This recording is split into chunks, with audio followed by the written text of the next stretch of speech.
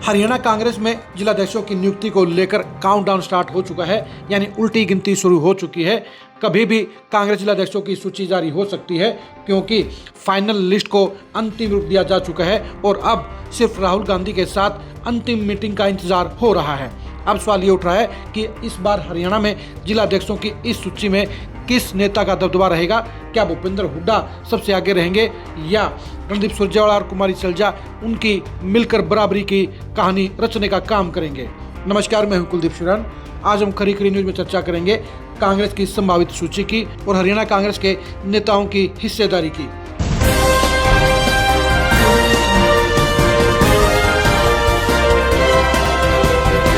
कांग्रेस सूत्रों का कहना है कि केसी वेणुगोपाल और बीके हरिप्रसाद ने फाइनल लिस्ट बना ली है और सिर्फ राहुल गांधी के साथ अंतिम फाइनल मीटिंग होने का ही काम बाकी है।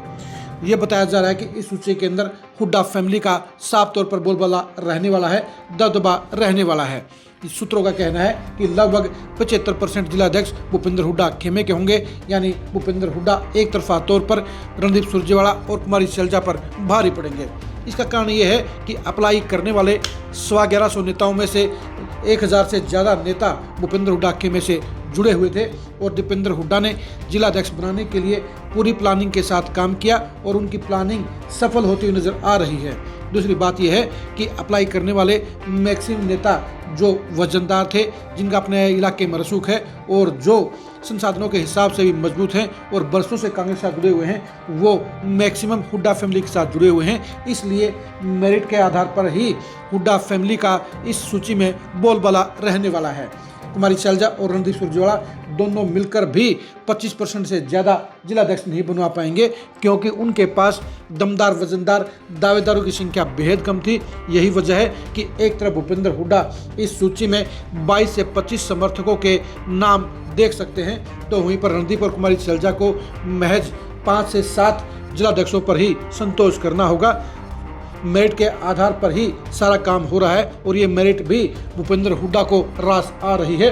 इससे पहले ऑब्जर्वरों की सूची में कुमारी सैलजा और रणदीप सुरजेवाला ने भूपेंद्र हुड्डा के बराबर की हिस्सेदारी लेने का काम किया था, जिससे ये लगा था कि जिलाध्यक्षों की नियुक्ति में भी कुमारी सैलजा और रणदीप सुरजेवाला भूपेंद्र हुड्डा के बराबर की हिस्सेदारी लेंगे। लेकिन मेरिट का फार्मूला भूपेंद्र हुड्डा को नुकसान नहीं पहुंचा रहा है, बल्कि उनको भरपूर फायदा देने का काम कर रहा है, क्योंकि भूपेंद्र हुड्डा के पास ही मेरिट वाले सबसे ज्यादा नेता हैं और जो सूची जारी होगी उसमें आपको भूपेंद्र हुड्डा खेमे के नेताओं का एक तरफा दबदबा नजर आएगा। हरियाणा कांग्रेस में पिछले 20 साल से भूपेंद्र हुड्डा का ही दबदबा है, वर्चस्व है और पिछले 4 चुनाव उनकी अगुवाई में हो चुके हैं। बेशक से लगातार तीसरी बार कांग्रेस चुनाव हार गई है, लेकिन सच्चाई ये है कि आज की तारीख में भी भूपेंद्र हुड्डा और दीपेंद्र हुड्डा से मजबूत नेता कांग्रेस में कोई दूसरा नहीं है। कुमारी सैलजा लगभग 3 साल तक कांग्रेस की प्रदेश अध्यक्ष रही, लेकिन वो अपना बड़ा रसूख बनाने में नाकाम रही, वो संगठन बनवाने में भी नाकाम रही और उनका प्रभाव क्षेत्र वो नहीं बन पाया जो बनना चाहिए था। जहाँ तक रणदीप सुरजेवाला की बात है, वो भी हरियाणा की पॉलिटिक्स से लगभग बाहर ही रहे हैं। राजस्थान से राज्यसभा का मेंबर बनने के साथ वो सिर्फ अपने बेटे को ही विधायक बनाने में सबसे ज़्यादा बिजी रहे।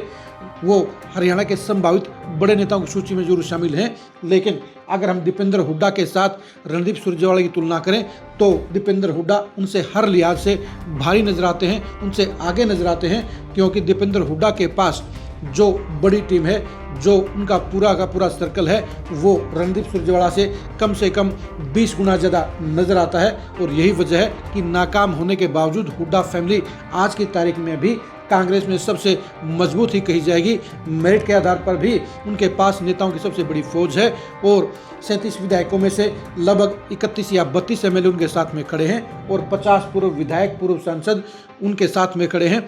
5 में से 4 लोकसभा के सांसद भी हुड्डा फैमिली के साथ खड़े हैं। यही वजह है कि हुड्डा फैमिली चुनाव हारने के बावजूद भी आज की तारीख में सबसे ज़्यादा वजनदार नजर आती है और ये असर आपको कांग्रेस के जिलाध्यक्षों की सूची में भी साफ तौर पर नजर आएगा।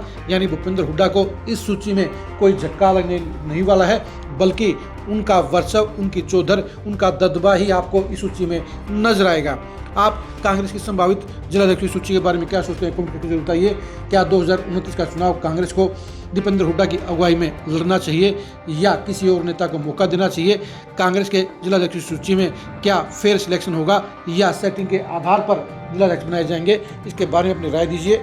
आप हमारे फेसबुक पेज को फॉलो कीजिए, आप हमारे यूट्यूब चैनल को सब्सक्राइब कीजिए। नमस्कार।